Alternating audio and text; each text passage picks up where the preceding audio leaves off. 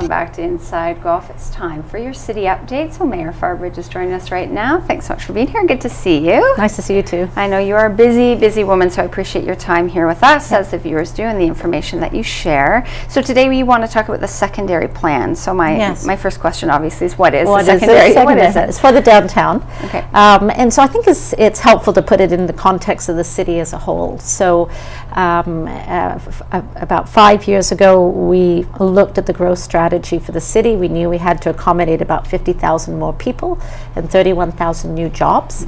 So how do we do that? And how do we do it in a way that protects the Guelph that we all love? So, and so out of that work and with the community, we identified that we wanted to grow within our existing boundaries. And so then we looked at, okay, well, if we want to do that, where will the population grow? And so we identified nodes and corridors so that we would protect the existing neighborhoods that we have, because they're very mature and stable neighborhoods. And so one of the areas is the downtown. And so we wanted to accommodate 5,000 new people into the downtown. So then the question is, well, how do we do that in a sensitive way that respects our rivers, respects the heritage in our downtown, the quality of space that we have there? So last 2 years we've been consulting with the community around the downtown secondary plan, and we haven't done this level of planning since the 1970s for the downtown. Wow. So that was kind of a surprise. I thought we had, but so it's been a while, and lots of things have changed in about half a century. So it was, and we wanted to get a lot of renewed interest in development in the downtown, which is great. We have 3 active residential developments in the downtown area. So we wanted to make sure we got ahead of it and made sure that it went in the right places, that it was the right type for that location, that we made sure we had the other amenities planned, that we would have enough parkland in the downtown.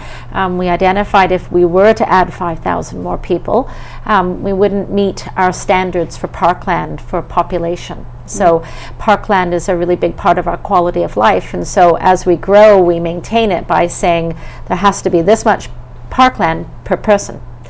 And so we looked in the downtown and we weren't going to meet that. So part of the downtown secondary plan is introducing new parkland over the long term. It's a 20-year plan looking out, but introducing new parkland. So it really laid the groundwork for how we're going to grow the downtown over the next 20 years. It's a lot. You have to consider a lot. And I know a lot of people, and Lloyd just mentioned it, is that one of the buildings that was just recently approved, actually on Monday, I believe. So that has been approved. That's part of your secondary plan. Yes. Does that also mean that the park that you're talking about, will that go hand in hand with that to meet that growing number? The development that occurs today will start to collect development fees from that development. So the developer contributes to a reserve to build up the funds.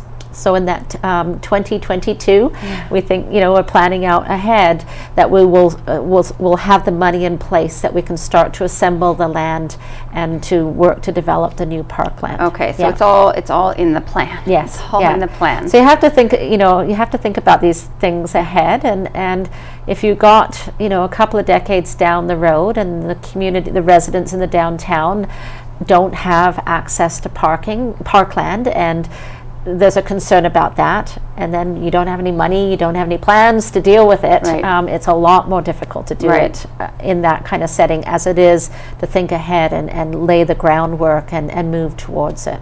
So how many projects then are in place or mapped out? One went to council this week, and that was the condominium. Just across the river from it, where the former Woods factory was, there's a residential development moving through the process in that location.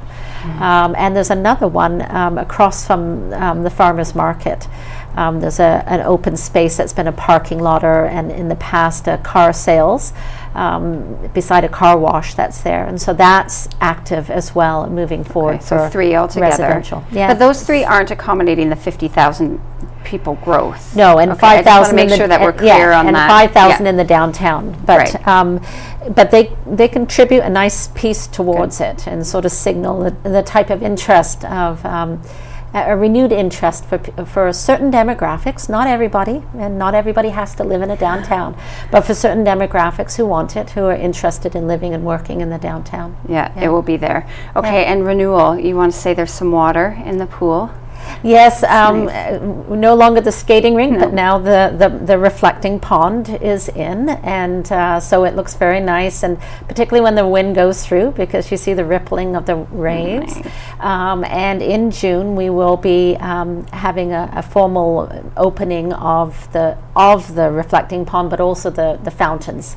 Okay. So we're planning for something like that. I feel like the entire council members and yourself should get in your bathing suits and inaugurate it. Be the first people through the splash pad. Yeah. It's been a little bit too cool to see people running through it, but definitely someone will be there. Very soon. Yeah. That's exciting. And in the transit, you also wanted to quickly say. Yep, transit transfer station, Guelph Central Station. The transfer station itself opens this Sunday, so the first buses move from that location at 9:15 on Sunday. Brilliant. So, thank you. Good to see you. Thank you for taking the time and spending it with us. I appreciate it. And that therein wraps up our show. On tomorrow's show, we have Sergeant Flug here with your Guelph Police Services update. We also have your Adopt a Pet segment. I think there's a little dog who's looking for a forever home. Have a great day. We'll see you back here tomorrow, Guelph.